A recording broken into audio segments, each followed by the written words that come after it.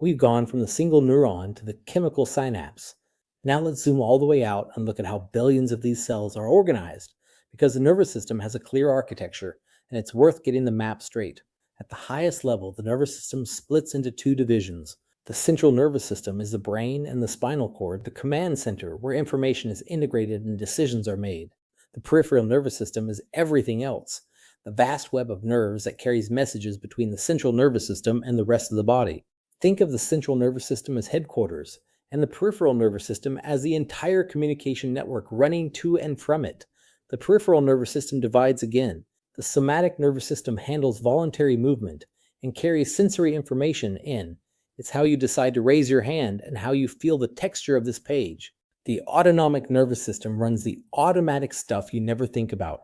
Heartbeat, digestion, breathing, the dilation of your pupils.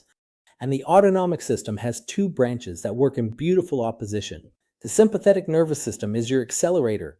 It mobilizes the body for action, the famous fight or flight response. When you're startled or threatened, it floods your system, heart pounding, pupils wide, digestion paused, energy released. The parasympathetic nervous system is the brake. It calms the body and restores it.